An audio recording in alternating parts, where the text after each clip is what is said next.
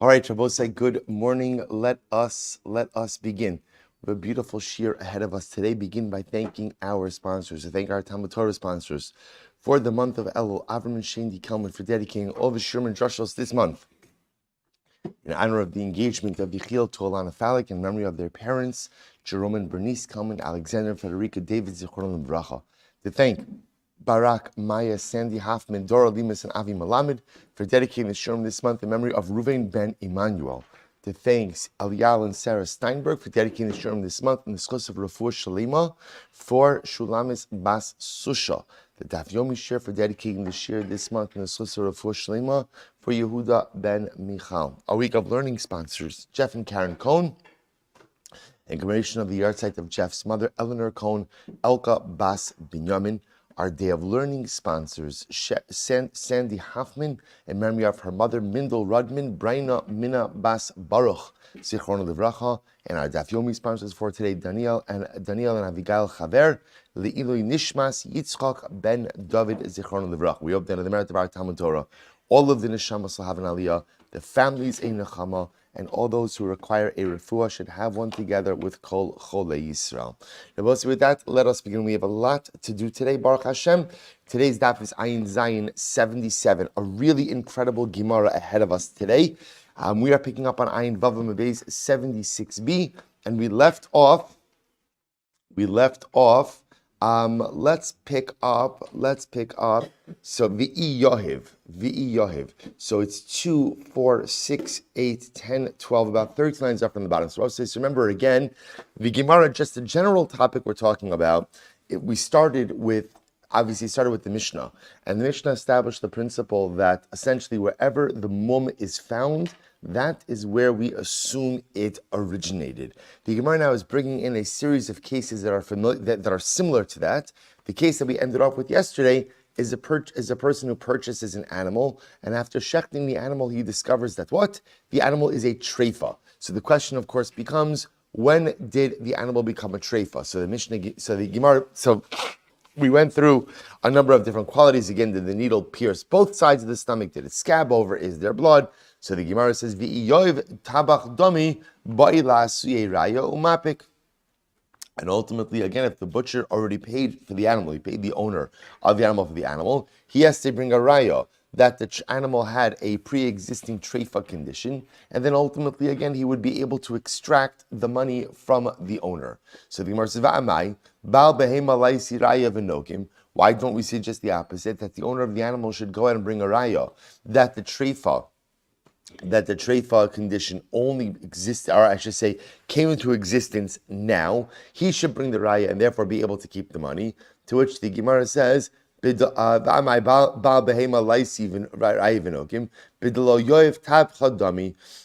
what are we talking about? A case where halacha l'maisa, the butcher did not go ahead and pay the money. So the Gemara says, my paska. Now, why would you assume that halacha l'maisa that's the case, right? Why would you assume that? Eloki Asrayim Bar Yecheskel Amar Lo Saisinhu Lahani Klali Dekal Yehuda Achim Mishmei Dishua. Also, you've seen this statement a number of times. Rabbi Bar Yecheskel said, "Do not pay any attention to the principles that my brother Yehuda espouses in the name of Shmuel, because Halket Mishmuel. This is what Shmuel really said. Kol Shinol Safek Bershuso Alav Haraya. Shmuel said that halacha l'maisa, we'll say, in whoever's possession the suffix occurs, that is the person ultimately, again, who's obligated to bring the rayas, upon whom is the burden of proof. The Tanatuna Kala, and a similar case is the case of Kala, which I will say is exactly the case of our Mishnah, right? That essentially, Wherever the mum originates or wherever the mum is discovered, that is the person ultimately again who bears the burden of proof. So Meisvei, the Gemara raises a kasha, Meisvei, Machat shenemsa nishenimtes ba'ovi beis hakosos. If you find a needle through the stomach, one of the stomachs of the animal, so remember the Gemara calls that case, V'idalo yoyev tabach. Now again, if we're talking about a case where the butcher did not yet pay money, so the Gemara says, Bal behema bayla suyei raya umapik. Then in that case, the owner of the animal is obligated to go ahead and bring a raya that the treifa siman only originated after the sale of the animal, and by that he could extract the money. Va'amai, why should we say that? Sveika b'shos tabach is yalid. The suffix began in the rishos of the butcher. So to which the Gemara says, you're right, the yoyev tabach domi. We're talking about a case ultimately again where the butcher paid money. The Gemara says, my Pascha, why would you assume that the butcher already paid for the animal? So the Gemara ends off with a very simple principle, which is, Stamad the milsa, kamad lo yoyev inish zuzi lo yoyev inish chiyusa. Because there's a simple principle in life. If you don't pay money, you don't get the animal. In other words, the easiest default case for us to deal with is where the butcher already paid the money, and ultimately, again, now he's in possession of the animal. He discovers the mum once the mum is in his possession. So both say, again, the Gemara just trying to bring different cases to support our Mishnah, or that are similar to our Mishnah, but still with our guiding light principle. All roads lead back to our Mishnah. Again, we have a case of a mum that is discovered. If the mum, like the Mishnah said, if the mum is discovered in the father's house, then ultimately, again, that is where the father, then the father has the obligation to prove that the mum only occurred after Erisin. So the mum is discovered after Nisuin. The burden of proof is upon the husband to go ahead and show that the mum was a pre-existing condition. Good. The Chum say, when is this true? Only, the Mishnah said, only if we're talking about mumin that are in parts of the body that are covered, right? Because then one could claim a mekach tos. But if it's a mum that was observable, then we assume that what? The husband saw it and he accepted it. Amr of Nachman says, top of Ayin Zayin, v'nichba kimumin shebeseifer.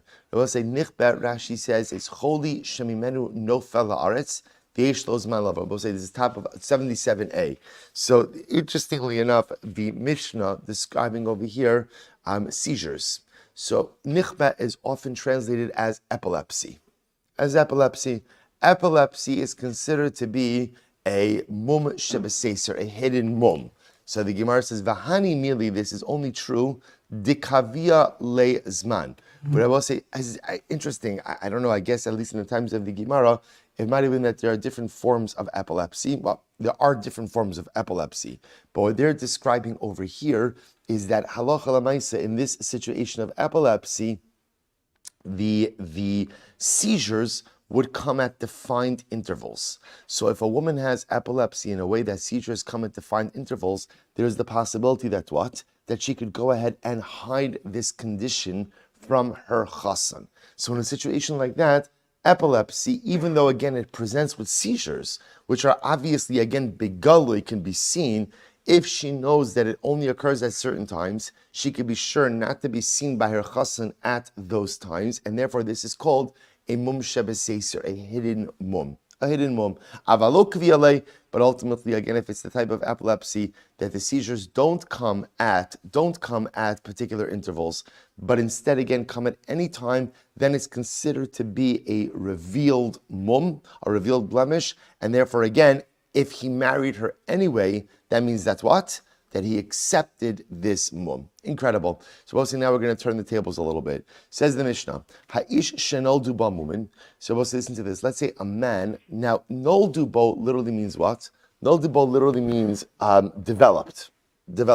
So it sounds like what we're talking about over here is a case where the man developed the mum sometime later on. Again, we'll discuss this in the Gemara in just a moment. So ishenol duba mumin. If a man developed mumin in kofin osa lahotzi, we do not force him to divorce his wife. When is this true? B'mumin hakitanim, with small mumin. However, aval b'mumin hagidolim, but with significant mumin, kofin oso lahotzi, we would force him to go ahead and divorce his wife. So let's talk about this. It says the Gemara, Yehuda tani noldu, chia barav tani hayu. Suppose say two different versions of the Mishnah. Rabbi Huda says that the word of the Mishnah is noldu. Noldu means what? He developed a mum. So Rabbi say developed usually. How would we understand developed? Developed when? Developed when?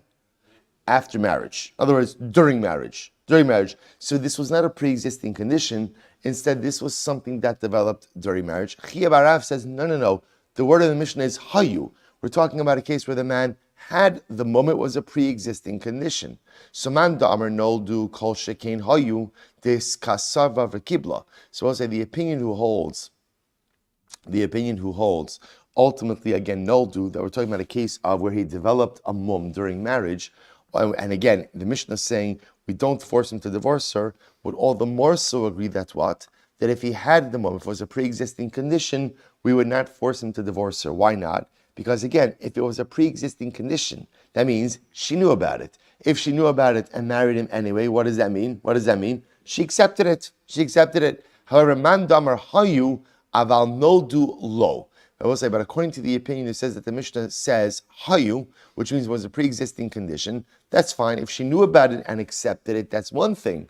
But noldu means they developed during marriage. Who says that she is willing to live with that mum? To which the Gemara says, when is this so? Now the Gemara goes on. When is this so? That we don't force the husband to divorce the wife because of a mum. Bemumin kitanim, with small mumin. Aval bemumin gidolim kofin oso lahotzi.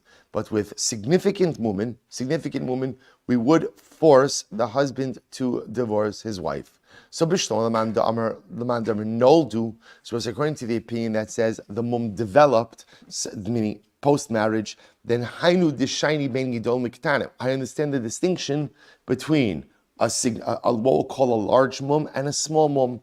Elaman da'amar hayu.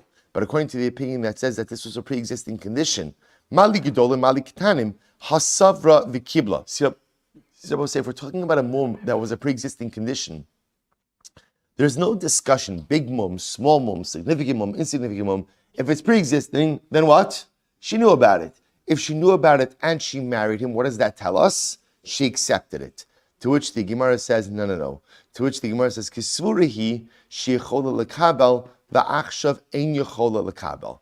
To which the Gemara says, it's not necessarily true. It's actually pretty incredible that even if it was a pre-existing condition, it's possible that sometimes a woman gets married, she knows about the mum of her husband, but yet she assumes she can handle it. And then after marriage and living with this man, with this mum, she realizes, I can't. Let's say, by the way, it's a very profound yesod, that there are times in life that we think that we can handle certain things, right? I see a situation, I assess the situation, and I assume I can handle this. And then I get into it, and I start trying to handle it, and I realize, I can't. To which the Gemara says, "Ve'eluhin mumin gidolim." So we'll say, what are some examples of a mum gadol, of a significant mum? Pirush Rabshigam Lemel Kigon, Nismis Eno, being blind in one eye, Nikta'a Yado, ultimately again missing a hand, right? Missing a hand. Vinishbara Raglo. Now, Nishbara literally means a broken foot. But Lamaisa, again, in this context, broken foot doesn't mean something that is going to heal, right? It means that someone is crippled. So we'll say, so it's interesting, by the way, how again the Gemara defines mum gadol as a physical handicap. It's physical handicap. So Itmar Rabbi Abba Bar Yaakov Omer Rabbi Yochanan Lach Rabbi Shimon Gamliel. So we'll say, listen to this. Rabbi Abba Bar Yaakov says the halacha follows Rabbi Shimon Gamliel, namely that although the Mishnah says that we don't force a husband to divorce his wife, ultimately, again, if a mum developed, right? Because remember, again, the simple girsa of the Mishnah is noldu, which means it developed now. Ultimately, again, if it's a mum gadol, we will force him to divorce her, and if she wants to get divorced. Rava Amar Nachan halach kedivrei chachamim. The halacha follows the chachamim, namely that halacha l'maisa, even with a mum gadol, we won't force a husband to divorce his wife. Rabbi Yochanan actually say this. Yeah,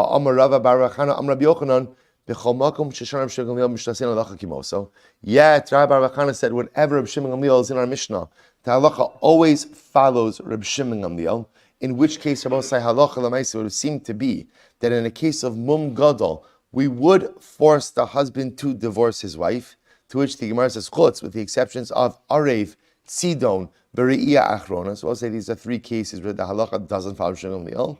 To which the Gemara says, you're right, Amorai Ninhu Va'aliu Rabbi Yochanan. To which the Gemara says, ultimately, again, it's a machlokes amoraim. It's a machlokes amoraim. And ultimately, again, this is in accordance with Rabbi Yochanan. So Rabbi say, so again, we're not going to do the halacha l'maaseh here because we're not finished with this sugya. But what I do want to point out to you is something really interesting, which is that halacha l'maaseh,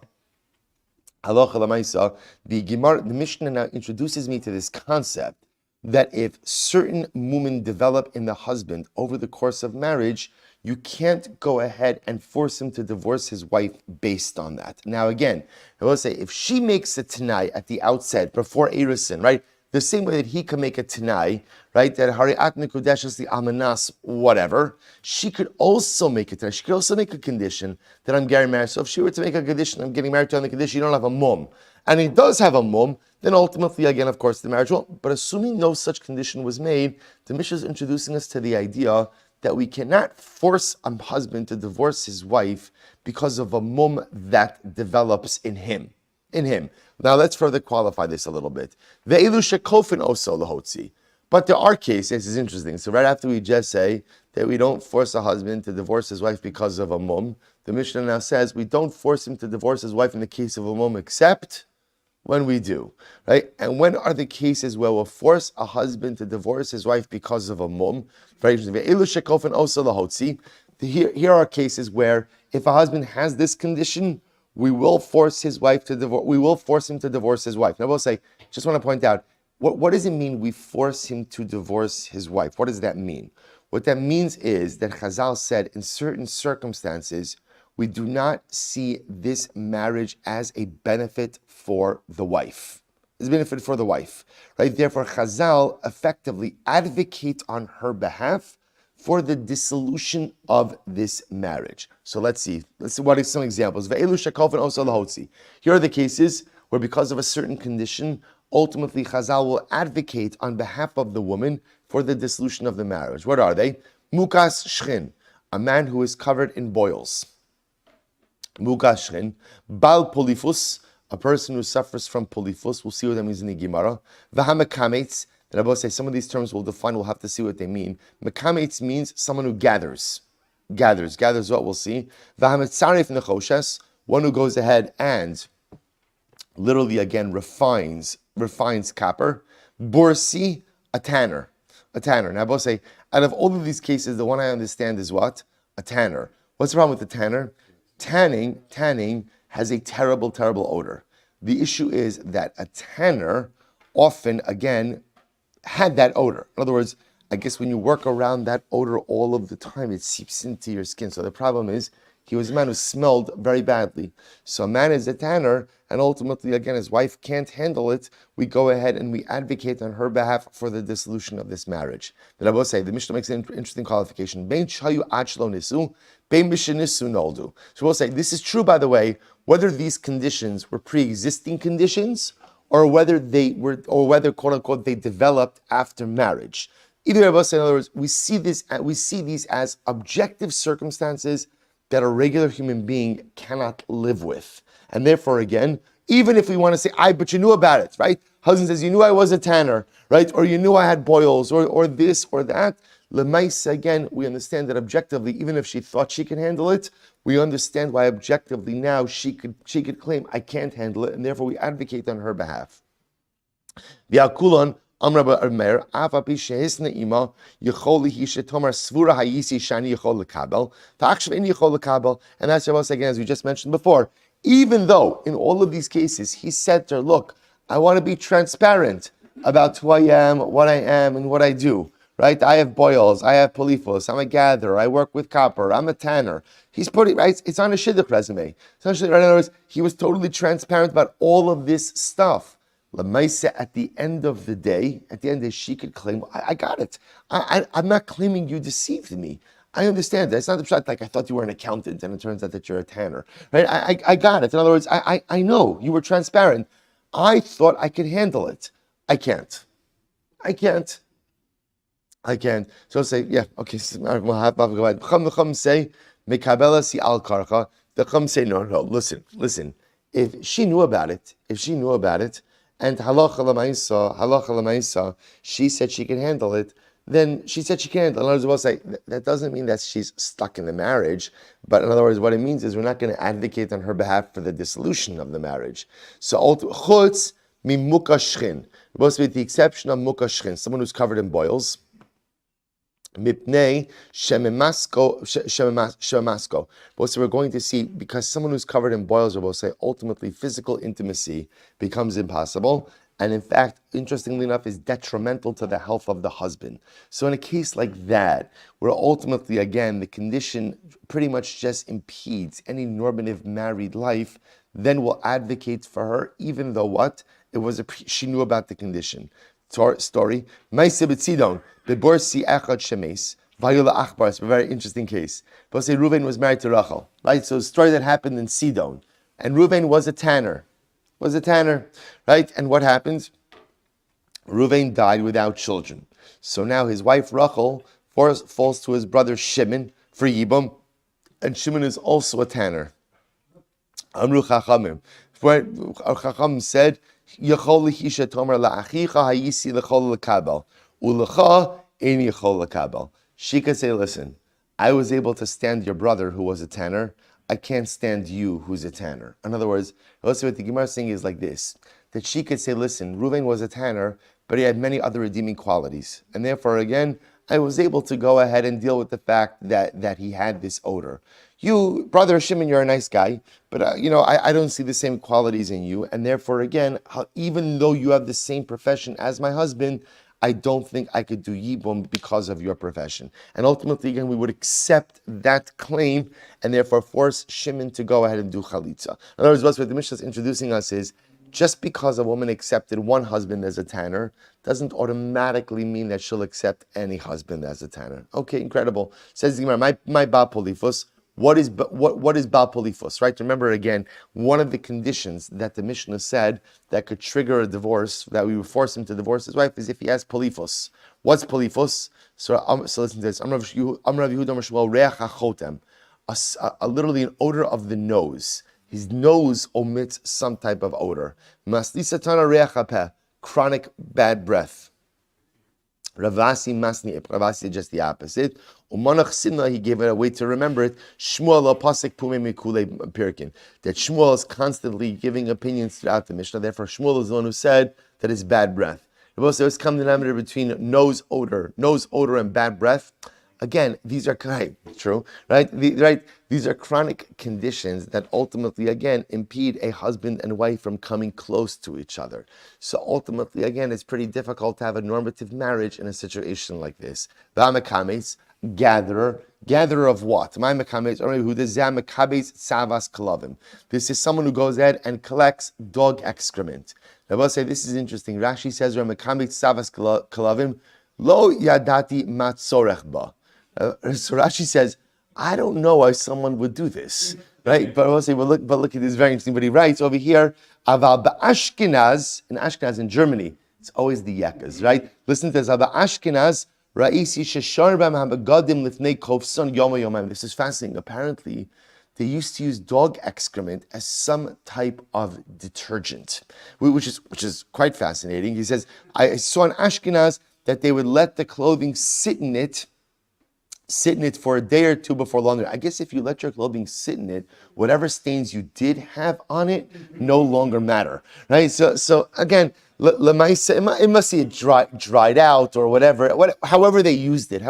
The point is, he's not. I will say, actually interesting. In different masechtas, sometimes dog excrement was also used as part of the tanning process.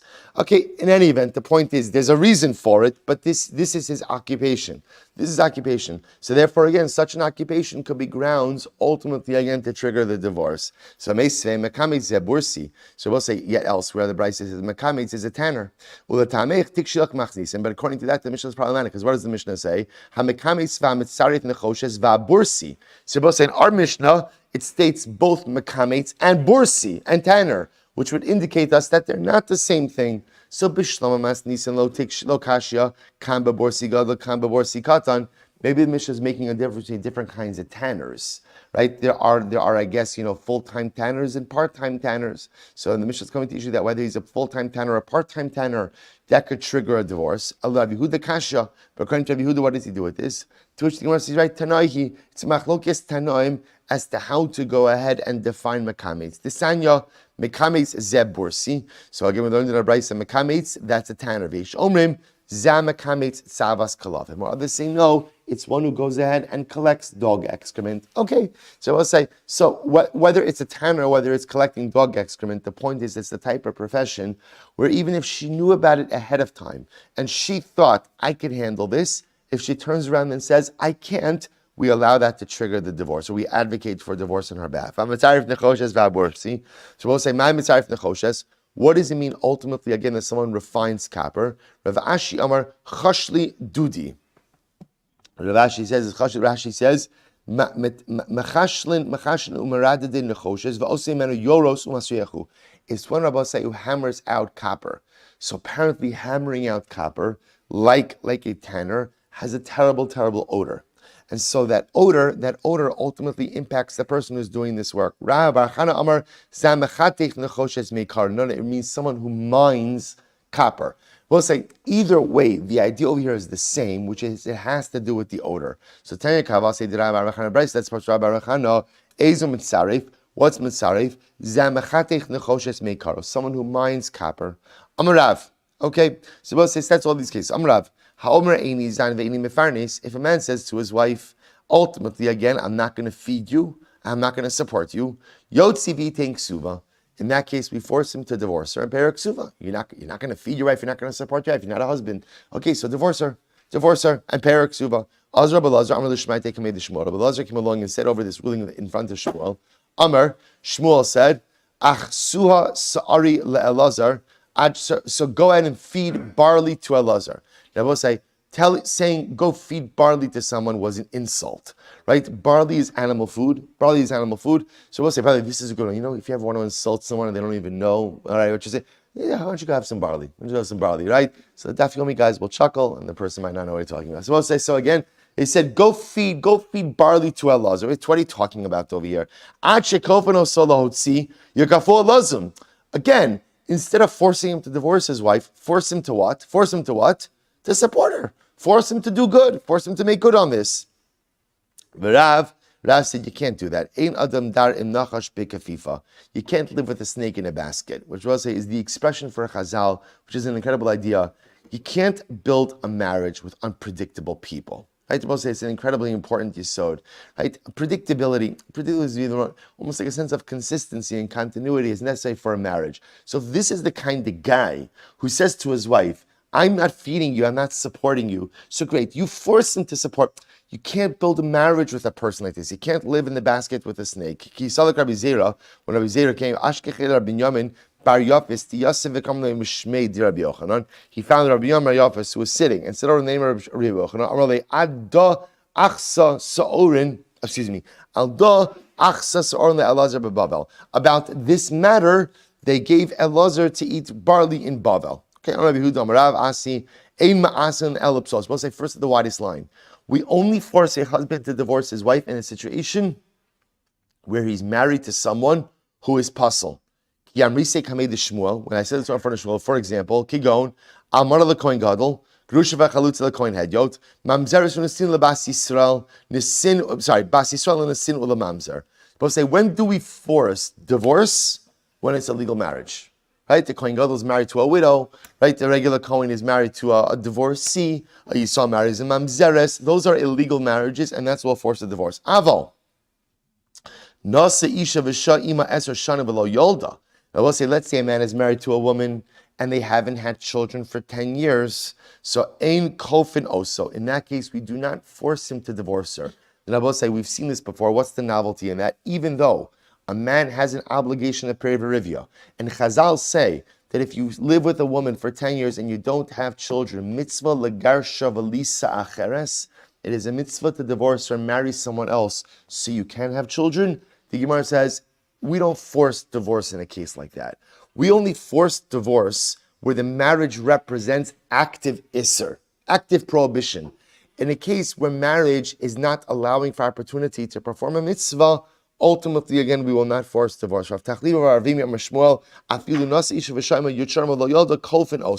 Not true. Even in a case where Allah a husband and wife have lived together for 10 years and don't have a child, we will force divorce in such a situation to allow the husband to fulfill the mitzvah. So essentially what it's saying is like this. What's the machlokes? Everyone agrees we force divorce when the marriage represents an aveira. What's the shaila?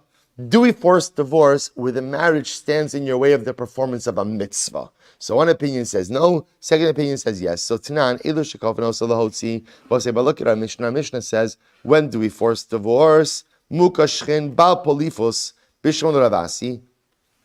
So according to Ravasi, I understand again, the Mishnah is only talking about cases of Durabanons. Right? These are Durabanan cases. Daraisa lo katani.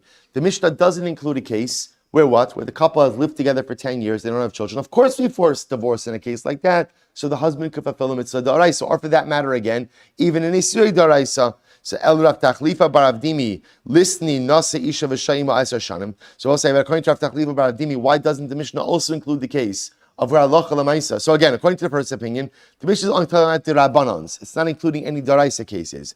But according to Rav Tachlifa, why not also include the case in the Mishnah of a man and woman who lived together for 10 years? There are no children, that will force them to get divorced so the husband could have children. To which the Gemara says, Rav Nachman lo kasha, last line I will say, habamili, habeshuti. Very interesting I will say. Ultimately, again, the Mishnah is talking about cases where we force divorce with words. We coerce them to get divorced with words. What don't we utilize? Physical force. Yet, in the case of where they've been married for 10 years, and what?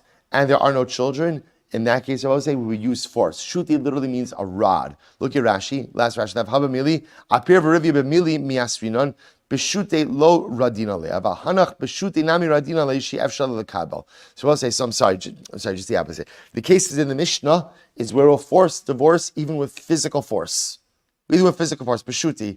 The case of Pir v'rivya, ultimately, again, we'll force divorce, but not with force. Only with words. Maskif Rabbi Abba bidvarim lo yusar eved. Rabbi Abba quoted the pasuk that says, "With words you cannot chastise a servant," which means generally coercing people with words, at least in matters of divorce, doesn't work. To which the Gemara says, Rabbi Abba hava habeshuti. You're right. In all of these cases, both the case of the Mishnah as well as the case of Pir v'Rivya will force divorce with physical force. Hasam, listen to this. Hasam ki amra havina bahadei shafkinan. Well, here's what's interesting. In the cases of the Mishnah, what happens if the woman turns around and says, you know what? I'm okay with the mum. The guy is a mukashchin, right? The guy is a tanner. She says, you know what? I'm okay with this. So we'll say if she says she's okay with it, then what? We let it go. Hacha, in the case of Pir v'Rivya, afagav da amra havina bahadei lo shafkina la.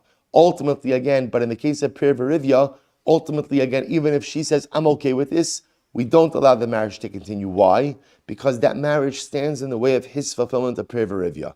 V'hari mukashchin, da'afagav da'amra havina bahadei lo shafkina la. But I will say, what about the case of mukashchin? The guy covered with boils, the Mishnah said, even if she says what? Even if she says, I'm okay with this, we don't let them stay together. Why? Disnan. Chutzi mukashchin meishu amasko. So we'll say, because remember, mukashchin, the problem is, I will say, that remaining married and having an intimate life is physically detrimental for his condition. Vikatani hasam, and we said over there, ki amra dairana bahadi saadi shafkinala. So I'll say, interestingly enough, in the case of mukashchin, if they agree to live together in the presence of witnesses, meaning what? To ensure that there's no intimacy, okay, if that's how they want to live, we let the marriage continue. Hacha, afagav the dairina bahade besadi lo shafkinala. I will say, but if she claims, okay, with Pir v'Rivya, we'll live together with witnesses, obviously that's not going to work. So I will say, so essentially what you have over here really are three categories of cases. You have the case of where the marriage represents an Isser Da'oraisa, biblical prohibition, Kohen Gadol married to a widow, regular Kohen married to a divorcee, Yisrael married to a Mamzer. In those cases, the halacha, of course, automatically says that halacha l'maisa they have to get divorced. Then you have the next category, what we'll call the Durabanons, which is our Mishnah, which are really situations of either physical conditions or professions that make a normal married life impossible. In those cases, what's the halacha? We will advocate on her behalf for the dissolution of the marriage. We'll force him to divorce her. What if she says, I'll live with the condition, I'm okay with it? Then what? We let her, with the exception, of course, of mukashchin. Mukashchin, where ultimately, again, remaining married and intimate life is physically detrimental to him, will force divorce. Third category, I will say, is let's say where marriage has existed for 10 years and has not produced children.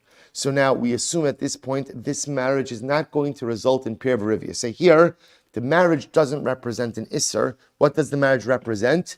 An inability to perform a mitzvahs aseh, a positive commandment for the husband. Because remember again, a woman does not have an obligation of procreation. It's on the husband. So what do we do in that case?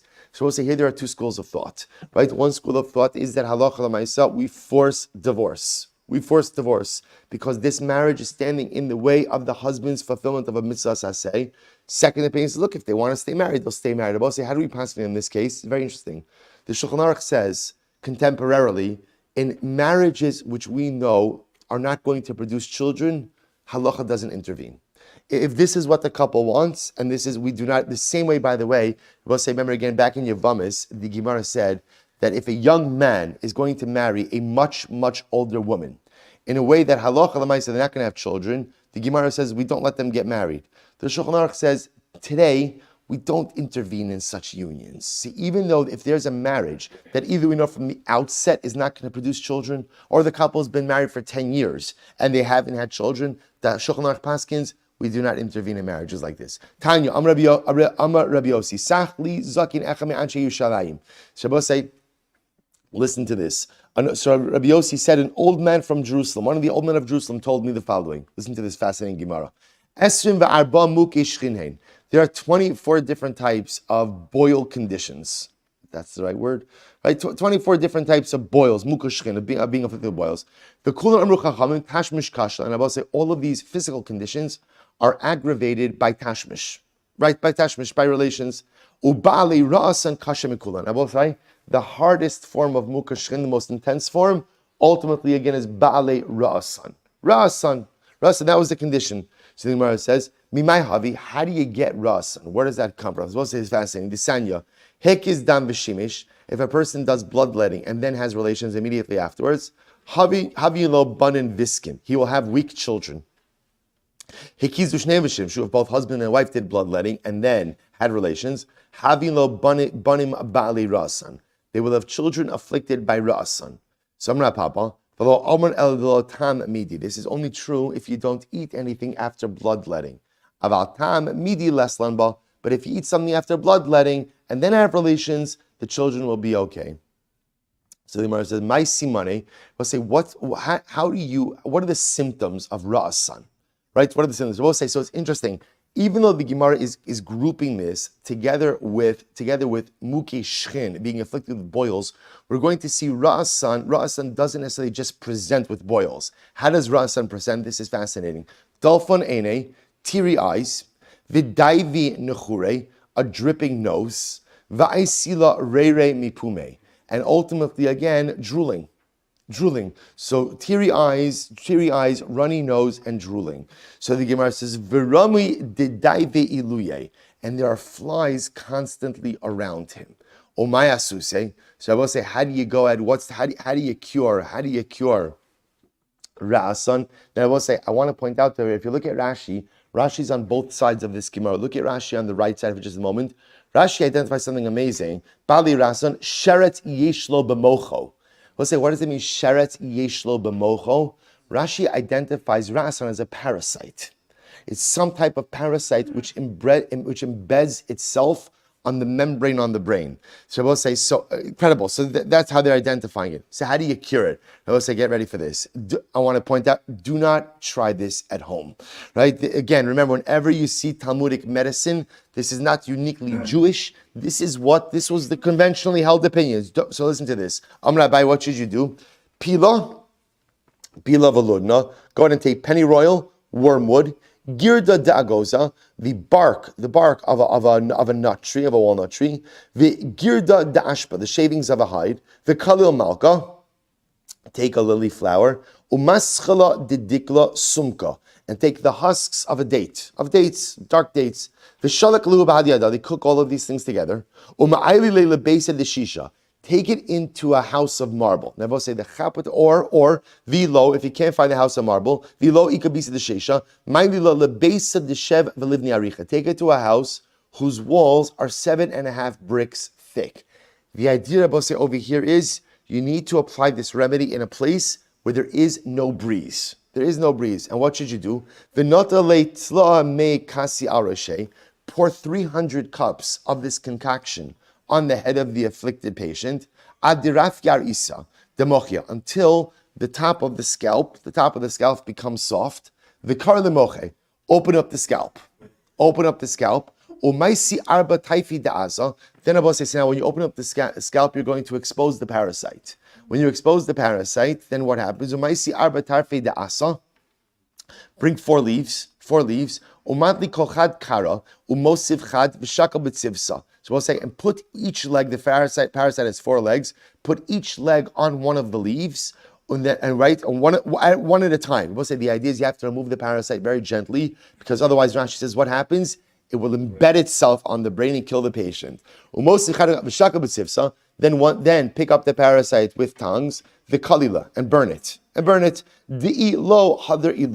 Ultimately, again, because if not, the parasite will come back. So we'll say that is the cure, says the Gemara. I'm going to stop over here for today. Again, I don't know what the survival rate was, right? But Lamaisa will say, but again, this was the medicine of. So start for today. I just want to give you coming attractions tomorrow. Ridiculously amazing Gemara. So I'll say, so that's our start. Amir Hashem, shorter daf tomorrow. So we'll be back on track. Shkoyach. All right, Chevron Zoom, have a great day, everyone.